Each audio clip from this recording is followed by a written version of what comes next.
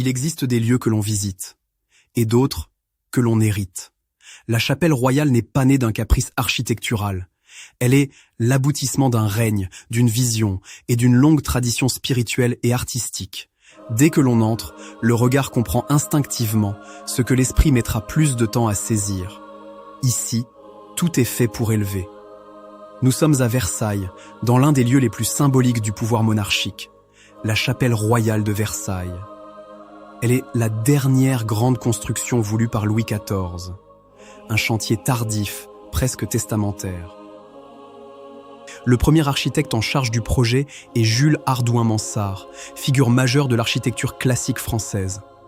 Héritier d'une grande lignée d'architectes, formé dans une tradition de rigueur et d'équilibre, il imagine une chapelle qui ne soit ni gothique, ni entièrement baroque, mais profondément française. Une architecture de maîtrise, où la grandeur ne passe jamais par l'excès. À sa mort, le chantier est repris par son beau-frère et successeur, Robert de Cotte. C'est lui qui mènera la chapelle à son achèvement, en respectant l'esprit initial, tout en y apportant une élégance plus douce, plus lumineuse.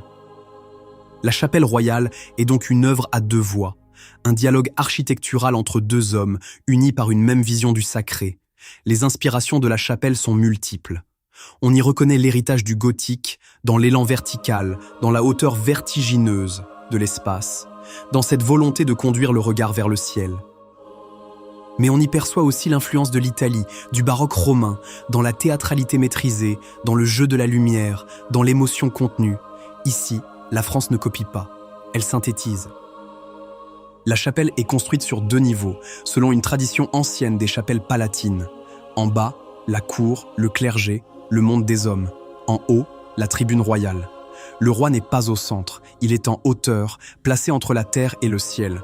Ce dispositif architectural exprime une idée fondamentale. Le roi gouverne les hommes, mais se place sous Dieu. Le plafond peint ouvre littéralement l'espace. Il efface la pierre, il crée un ciel fictif, peuplé de figures bibliques. La chapelle ne se referme jamais sur elle-même, elle s'ouvre, même la lumière participe à cette élévation.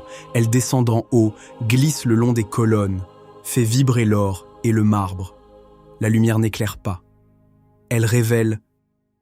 La musique, elle aussi, est pensée dès l'origine du lieu. L'orgue monumental n'est pas un ajout, il est une composante essentielle de l'architecture. À Versailles, la musique sacrée n'est pas un ornement, elle est un langage. Elle remplit l'espace, elle prolonge la pierre, elle transforme l'architecture en expérience sensible. La chapelle royale est un théâtre sacré, mais un théâtre où chacun est acteur de son propre silence. Même Louis XIV, au sommet de sa puissance, accepte ici de s'inscrire dans un ordre qui le dépasse. C'est peut-être cela, la véritable audace de ce lieu. Aujourd'hui encore, la chapelle royale continue de parler. Elle raconte un moment où l'art, la foi, le pouvoir et la beauté ne faisaient qu'un. Elle pose une question silencieuse à notre époque. Que faisons-nous de la hauteur, de la lenteur, du sacré ? La chapelle royale de Versailles n'est pas seulement un monument. Elle est une mémoire construite en pierre, un geste vertical dans l'histoire, un rappel silencieux que l'homme peut regarder plus haut que lui-même.